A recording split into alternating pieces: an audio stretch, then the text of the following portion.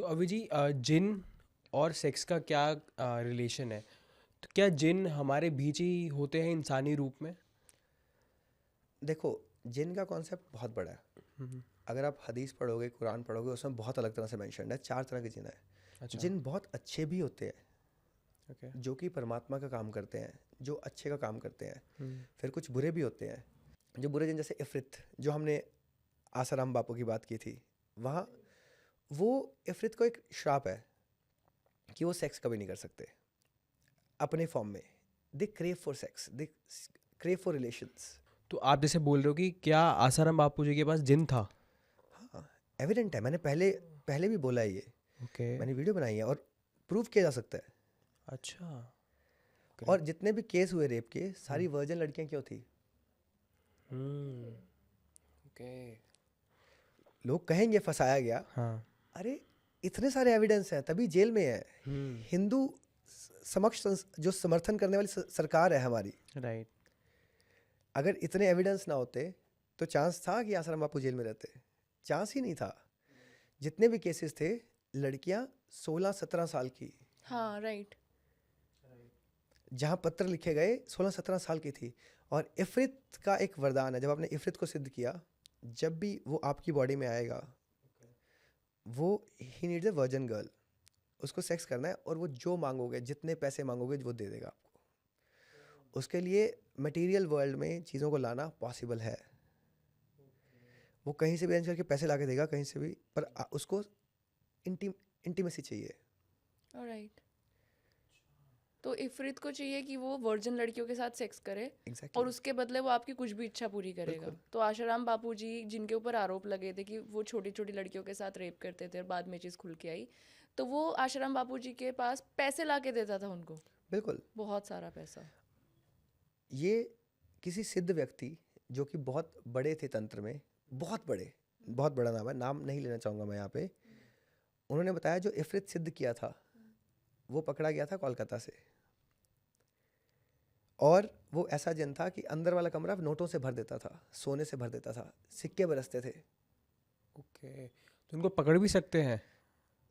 सिद्ध करो, पकड़ो। हाँ, अच्छा, एक ही मीनिंग हो नहीं, गया मतलब सिद्ध करने में आप वो करते हो, आप डील करते हो, उनसे जैसे डील करते हो। पकड़ने में भी जिनसे डील कर सकते हो, वैसे पकड़े नहीं जा सकते वो। अच्छा, जैसे आत्माएं पकड़ी आप जा डील सकती क्रैक हैं। करते हो कि मैं ओके। आपको ये दूंगा, आप मुझे ये अब दोगे। मुझे ये दो। देखो, यूनिवर्स बैलेंस के लिए है, ठीक है। ह्यूमंस इगोस्टिक है, हमें लगता है सिर्फ हम यहाँ वास करते हैं और कोई नहीं है। ईगो है हमारी बड़ी, हमें लगता है हम सबसे इम्पोर्टेंट है। अगर हायरकी देखोगे ना, हम बहुत नीचे हैं, हमसे ऊपर बहुत है, और डिफरेंट फ्रिक्वेंसीज हैं जिस पे वो काम करते हैं।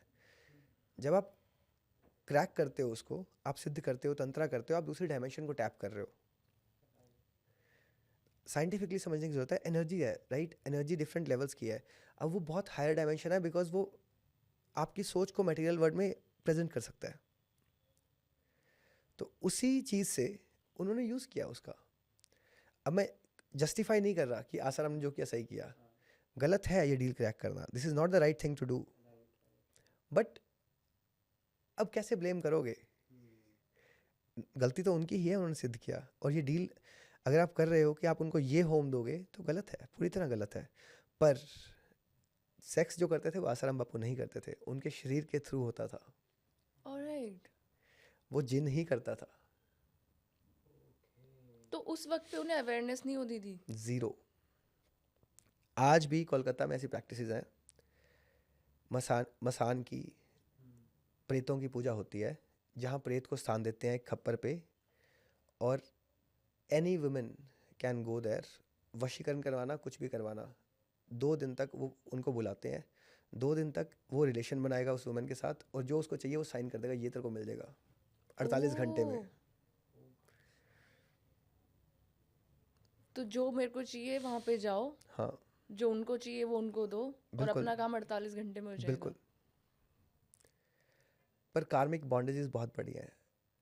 तंत्रा ना, आप चीज़ समझो, अब तंत्रा तमस में आ गया, पहले राजस में था, सत्य में तो कभी था ही नहीं तंत्रा। तंत्रा था तो बहुत अलग। ब्रह्मास्त्र का जो अर्जुन चलाते थे वो भी तंत्रा ही था। इवन आप दिया जला रहे हो आज, दिया हिंदू धर्म में कहीं नहीं लिखा हुआ, वो तंत्रा का पार्ट है। अपने घर में एक एनर्जी, देवी की एनर्जी लाने के लिए, एक देव की एनर्जी लाने के लिए आप दिया जलाते हो घी का, ठीक है, वो तंत्रा है. So at very basic level if you are breathing, controlling your breathing, आप तंत्रा कर रहे हो, धर्म नहीं है वो. अब तंत्रा दो तरीके से किया जा सकता है आजकल, राजस में और तमस में. अब तमस में हो गया, अब तंत्रा को ऐसे सिद्ध करते हैं, अपना मल मूत्र खा के सिद्ध किया जा सकता है. हाँ, ये मैंने सुना भी है. वो करण पिशाचिनी का है. उस पे भी आएंगे हम. अब ऐसे बहुत सारे हैं, मल खा के वो करके काली सिद्धियाँ ऐसी हो जाती हैं जो बहुत देवी की नहीं, मसाणियों की, जो शमशान से चलती हैं. मसानी टोटके ऐसे हो जाते हैं कि मारन की क्रिया, देवी आशु मेहतानी है, हांडी के अंदर भोग लाके हांडी उड़ती है, जिसको मारना है वो हांडी फटेगी, वो इंसान फटेगा, उसका सिर फटेगा. ऐसी मारन क्रियाएं हैं तमस में. ये हांडी के बारे में मैंने भी सुना है.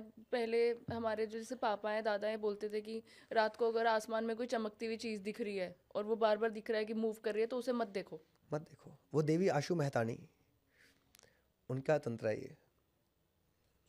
तो ये हांडी वाली चीज़ भी रियल ही है. पहले तो मुझे लगता था कि पता नहीं कैसे बोलते हैं, डराते हैं, क्या करते हैं. मैं उड़ा के दिखा सकता हूँ.